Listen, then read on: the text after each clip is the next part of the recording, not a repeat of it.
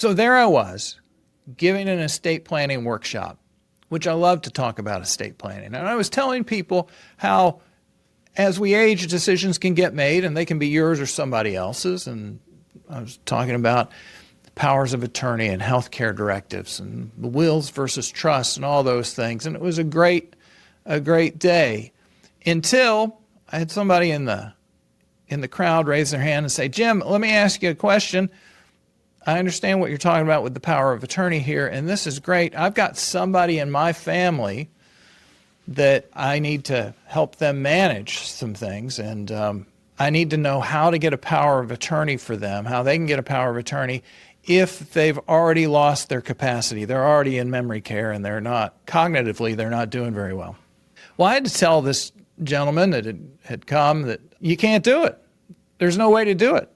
Powers of attorney are documents that we can do. We're granting other people that authority. And once we lose the capacity to do that, we're no longer able to do it. What was about to happen in this family was that this gentleman was going to have to seek relief from the courts.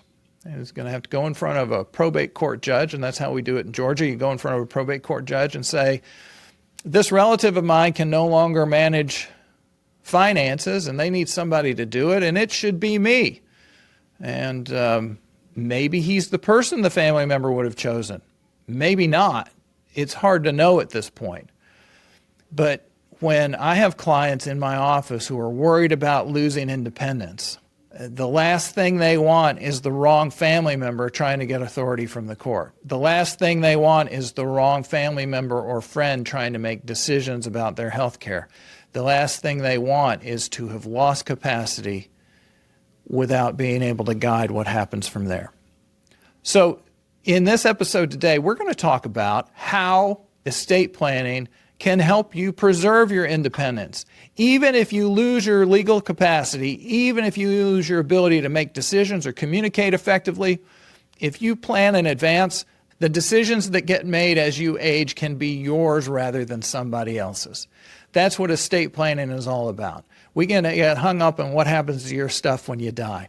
But one of the most important parts of my job is making sure that as my clients age, if they lose their ability to make good decisions, they've got a plan in place that makes sure that the things that happen are the things they want to have happen, and make sure that the people that are making decisions for them are the people they've chosen instead of somebody else. Welcome to Let's Talk Estate Planning, a podcast dedicated to the proposition that families get along better, that the future is more certain when you've got the right planning in place. I'm Jim Miskell, and I'm glad to see you here. Now, this is a podcast, and I'm glad you're spending some time thinking about these important issues, but it is not a legal consultation. So what's contained in the podcast is for informational purposes, for educational purposes, hopefully some entertainment value, but it is not legal advice. Legal advice comes when you are sitting across the desk from an attorney who you have paid to collect information from you and give you advice based on your situation. That's one thing a lot of people forget, is that attorneys have to understand the situation before they can give you a good opinion. But anyway, this ain't it. So although we're going to talk about some legal issues, and hopefully this will be helpful to you, my disclaimer is that this is not legal advice. If you have legal questions about your specific situation, contact my office. If you're in the state of Georgia, we'll set up an appointment and a consultation. If not, get an experienced estate planning attorney to sit with you and answer the questions you may have to better protect your family. So in today's episode, what was on my mind was that I've got clients on both ends of the spectrum. Mary Elizabeth is a client of mine who did planning with her husband, and she's been widowed about 18 years. But the planning they put in place together, they did more than 10 years before he died. Mary Elizabeth and her husband had no kids of their own, but they've got nieces and nephews and some extended family, great nieces and nephews and cousins and things like that. They have a very generous plan, and they've been very fortunate.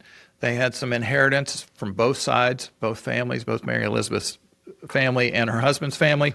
And their plan has a lot of charitable giving, but also generous distributions to nieces and nephews.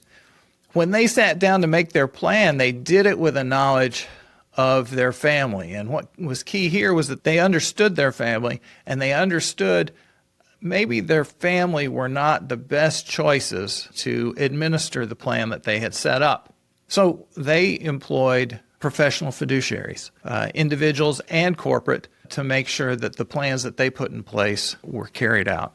And Mary Elizabeth's plan now, she's 100 and in an assisted living place. She doesn't even need memory care yet. She's doing great. But this plan has worked very well, and because she has an individual fiduciary employed, she's got a relationship there. That person who's worked for her for now 15 years at least has really understands the ins and outs of what's important to Mary Elizabeth. She does have family members that visit with her and spend time with her who are important to her, and those family members are not focused on the money and what they're going to get later and all those sorts of things. So in her situation, she was able to chart a course that laid out what would happen while she and her husband were still alive, and then he passed. And for her, as she continued on, without sacrificing independence and without throwing the plan to the whims of these family members who may not have been good choices to administer it. I have other clients who are in the situation where dementia has come on or incapacity of some nature has come on. I had a gentleman at one of my workshops earlier part of this year who raised the hand and said, Jim, I want to know, how do I get a power of attorney in place for somebody once they've lost capacity? And I unfortunately had to tell him the truth is you can't have a power of attorney for someone who's lost capacity because they no longer have capacity to execute that power of attorney, giving that authority to somebody else, because you have to be legally competent to do that. They're not. So in that situation, that family is going to end up going in front of a probate court judge. That's where we handle it here in Georgia, is probate court, to ask that a conservator be appointed to handle the money for the relative that this gentleman was talking about. And that may work out okay. Hopefully there aren't divided factions in the family, because when you end up in a situation like this family is in, it's probably the worst case scenario, because it relies upon judges making decisions. Now, judges are very fine people who are trying to make a good decision. But if you think about your life as a movie, you know the director's cut.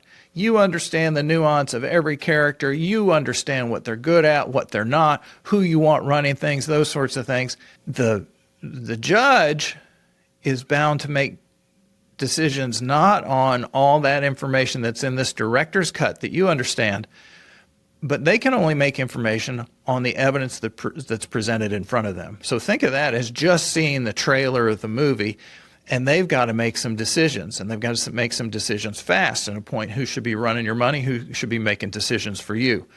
That can result in some folks being in charge of things that really shouldn't be. And that is a loss of independence. So the consequences of what not to do, of not setting your plan in place, are that you're going to end up with some decisions being made by folks who aren't you about your circumstances and situation and who's in charge of things for you. That is an actual loss of independence. So in order for you to preserve your independence, the first thing you have to do, really, and this may be the toughest thing, and it's time for tough talk, is get over it. Nobody does it without help. Everybody needs help. You need to be thinking about who your best helpers are. The only way to preserve your independence is to plan for your dependents, is to make sure that you've got the right people in the right places with the right authority and the right instructions, so that as your capacity diminishes, if it does as you age, that plan is in place. Hopefully, your capacity never diminishes and you never need those helpers. But if you do need help, and most of us end up needing some help, it's better to choose them yourself. It's better to make sure they've got the right instructions. So that's where estate planning comes in place. And the very first tool to use to preserve independence is the power of attorney. I've got other episodes specifically about powers of attorney and how they work. But for our purposes today, when I meet with somebody that says, I just don't want to do that planning, I'm not ready to give up independence, Jim, I'm still paying all my bills myself, I'm still doing everything myself, I don't want to give up independence by doing a power of attorney because that gives power to somebody else. That's a great opportunity for me to clarify how powers of attorney work. Hey, Jim Miskell here. Sorry to interrupt the episode. Hope you're enjoying today's content. A lot of times when folks are thinking about this kind of thing, questions spring to mind. If you have questions, we like to do some question and answer episodes. So you can go to our website, letstalkestateplanning.com, and shoot us a message and say, hey, on the podcast, I'd like Jim to cover this on the next question and answer session. Or if it's hitting closer home, especially if you're a Georgia resident, of course, we can't give legal advice on the podcast because it's not specific for your situation.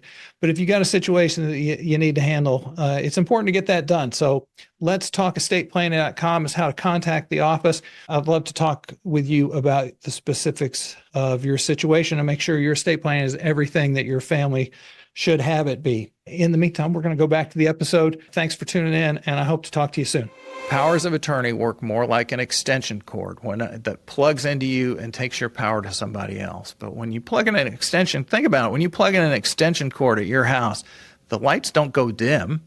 There's still plenty of power for everything. It's just that the power goes down that cord to whatever tool you need it for. And that's kind of the way powers of attorney work, is that by signing a power of attorney, I don't actually give away any of my authority. I just extend it to somebody else.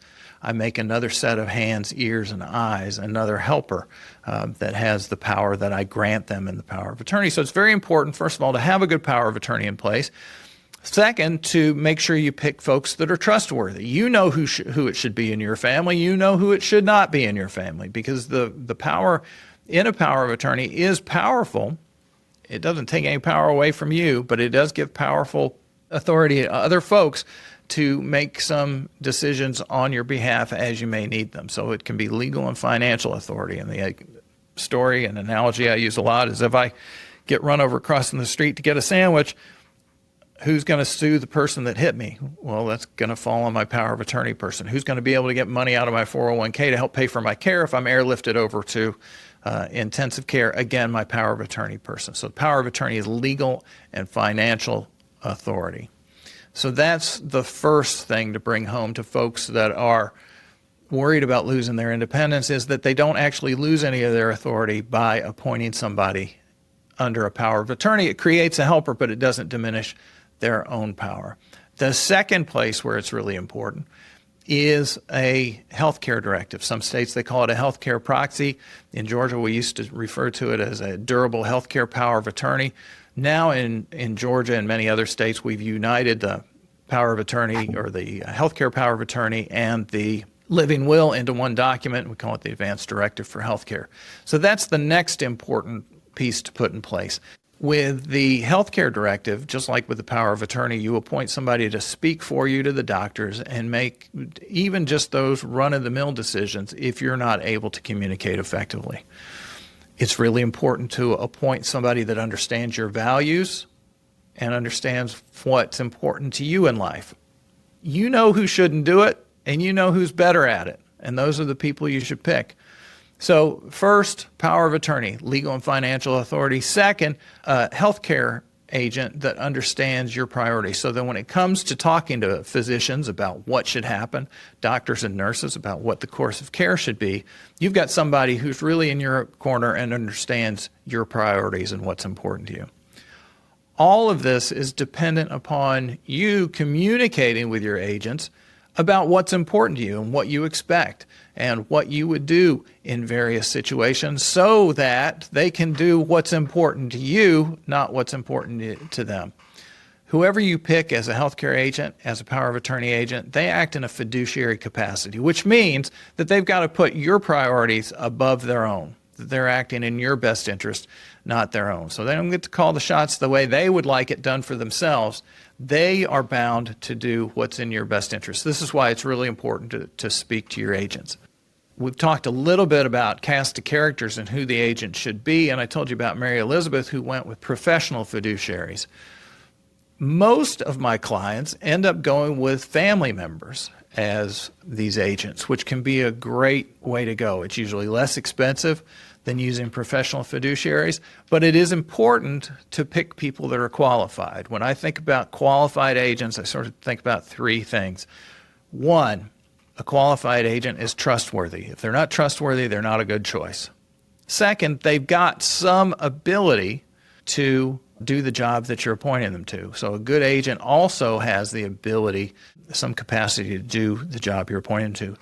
Third, most important thing for an agent is that should they become overwhelmed, should they get out of their depth, they're going to ask for help. Because when you appoint an agent to do legal and financial things on your behalf, they don't have to suddenly become Warren Buffett because you got in a car accident. They can call your financial advisor or call another financial advisor. They can call a tax preparer, a CPA. They can hire attorneys to have those conversations to make sure that what they're doing is actually the smartest thing to do in the situation that's at hand. That's why I tell folks that trustworthiness is number one.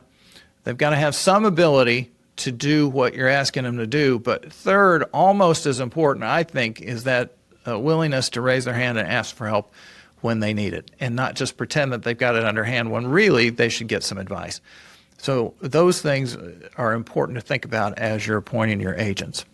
So those are the first two tools I would recommend as ways to maintain your independence as you age. A good power of attorney in place and a good health care directive, the choice of agent being key in both of those things.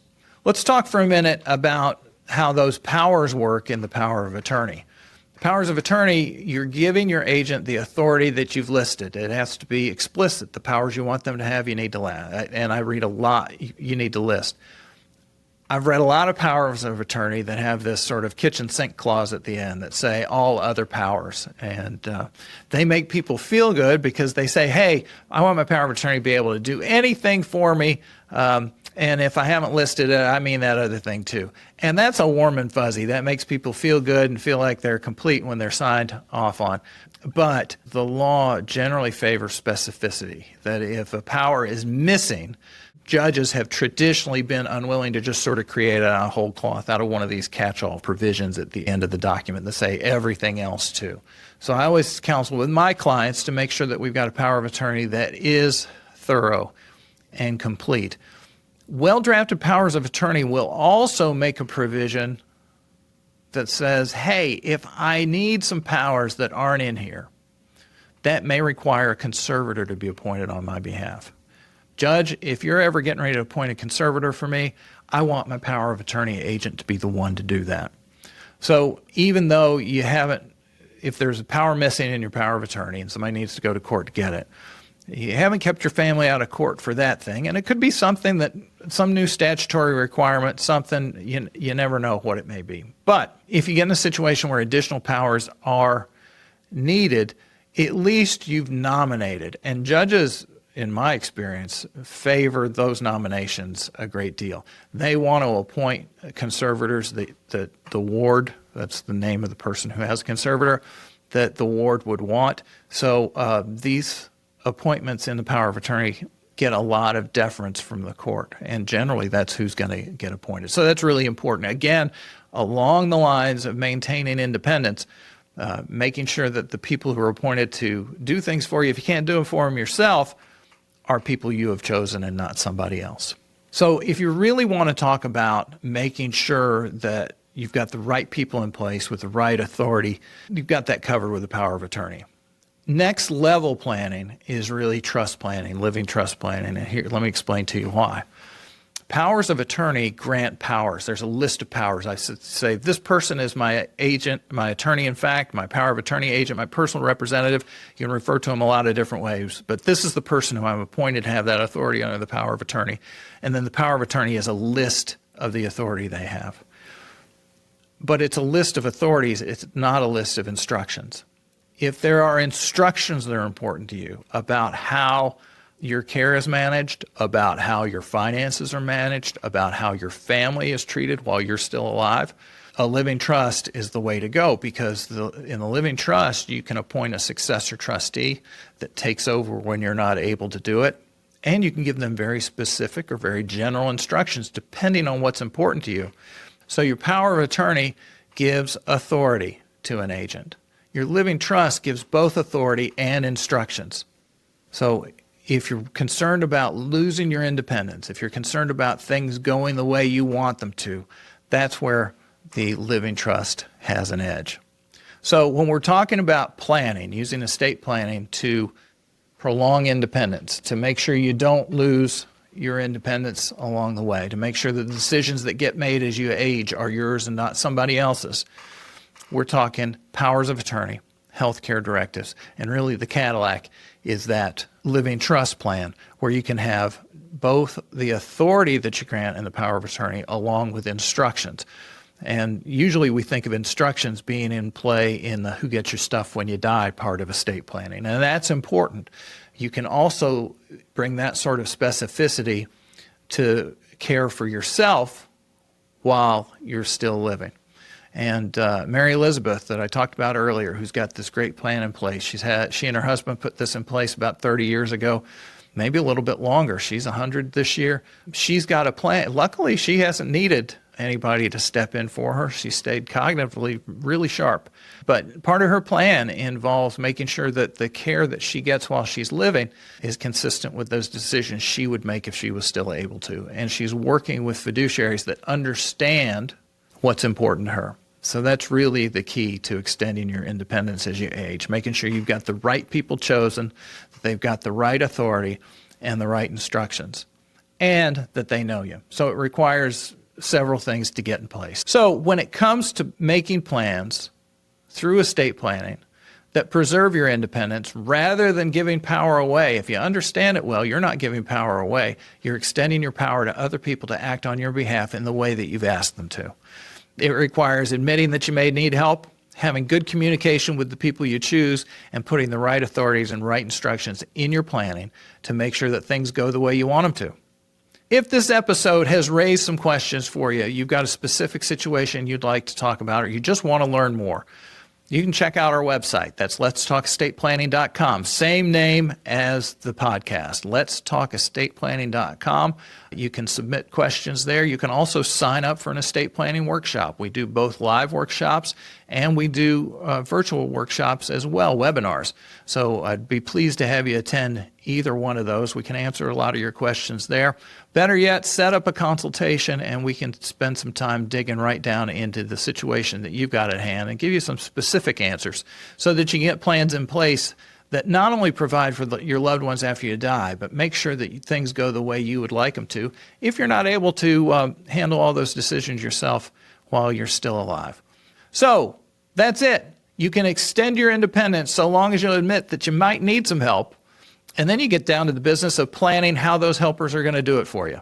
That's the beauty of estate planning, is that as decisions get made as you age, they can be yours and not somebody else's. Thanks for your time. Always appreciate spending a little bit of time with you, and look forward to meeting you at a workshop or my office sometime soon. Take care.